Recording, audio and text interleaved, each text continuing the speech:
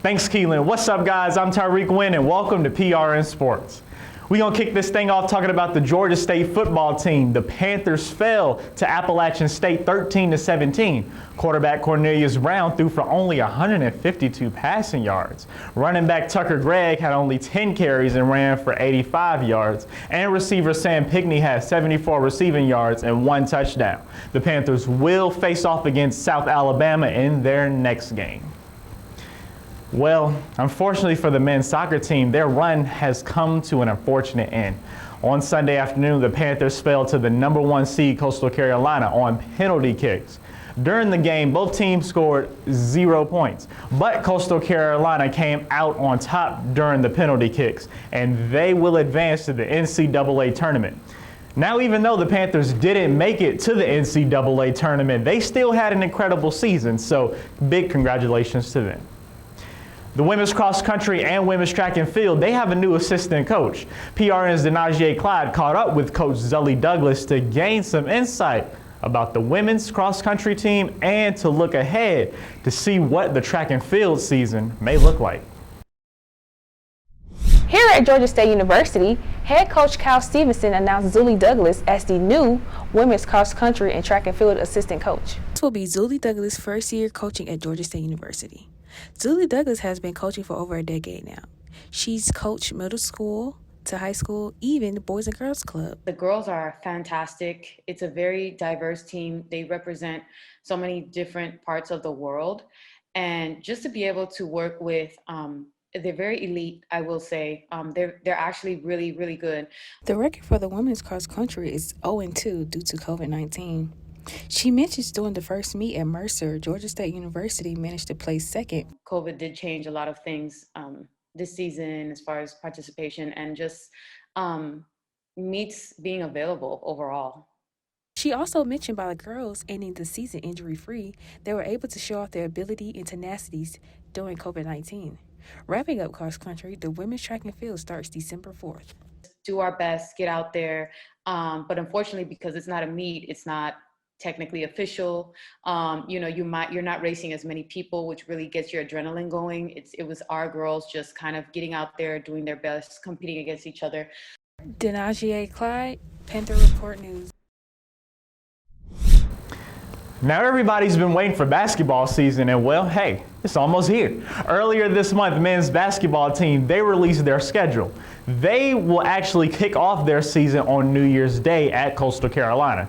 They will also have their home opener on January 15th against Coastal Carolina as well. On the other hand, the women's basketball team, they're going to kick off their season a little earlier. They will actually be kicking it off this week on November 25th against Georgia Tech. And speaking of basketball, for a lot of students, leaving home is a big, huge decision, and it takes a lot of courage. Men's basketball player Ryan Boyce is no stranger to that.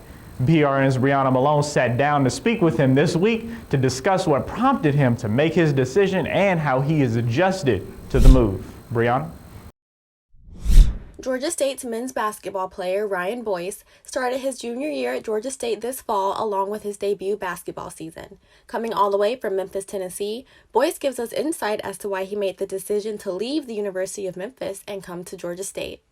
Due to the distractions and me thinking about like other things, like what's going on the court, off the court, with family and everything, I just felt like it was distracting me from being like 100% in the classroom and everything. So that's why I feel that it was best for me to get out of Memphis from my home and go somewhere else where it's less distraction. What ultimately prompted Boyce to come to Atlanta was him choosing to take a stand against his current circumstances. I didn't want to just keep dealing with it and everything. I felt like I just wanted to be like free from any of my emotions, me mentally and everything. I just wanted to be free and everything. So I talked with my parents, my family and everything, and my coaches as well. And it felt like they agreed with me and everything because they had my best interests at heart. Aside from his feelings to come to Atlanta to Georgia State, Boyce's family had their own feelings about the transition. Of course, they were upset and everything because I'm going to be away from home and stuff, but they understood. They knew it was for the best. Boyce says he's more free now and he doesn't think as much about a lot of things like he would when he was in Memphis, and he feels more like himself. You can catch Boyce on the court this fall here at Georgia State. Brianna Malone, PRN. The women's basketball team, they have been waiting a long time this year to begin their season, but the wait is almost over. PRN's Corbin Israel was able to speak with Ashley Taylor about their upcoming season. We are inching closer and closer to the beginning of women's basketball, with our Panthers facing off against Georgia Tech on November 25th. Team captain Ashley Foster was able to tell me the approach to not only the season opener, but to the season as a whole. We've really been focusing on making the extra pass, boxing out, hustling for the ball, the usual things. But I really feel like everybody has bought in this year and everybody's on the same page and we're playing with each other and for each other. The team's approach to their health has been a very important focus of theirs, to the point where they have their own bubble. And we just been keeping it to the point to where you don't want to get sick and you don't want no one else to get sick, because we need everybody. And it's going to be challenging, but for the most part, as long as we stay in our bubble and we trust each other outside of practice, then I think we should be fine. Ashley also feels that her setting a good example will benefit the team in the long run. You have to outwork me, so I feel like that's setting the standard high as far as goes, because you have to, that's as a leader and as a captain, you have to have high expectations for yourself so that your teammates will potentially follow. We are all looking forward to seeing our women's basketball team have a fantastic year this year. So make sure you guys do tune in on the 25th to witness an upset happen. It's been your boy Corbin Israel, PRN. Well, that wraps it up for this edition of PRN Sports. Hey, make sure you guys stay safe out there. I'm Tyrik Wynn. Keelan, back to you.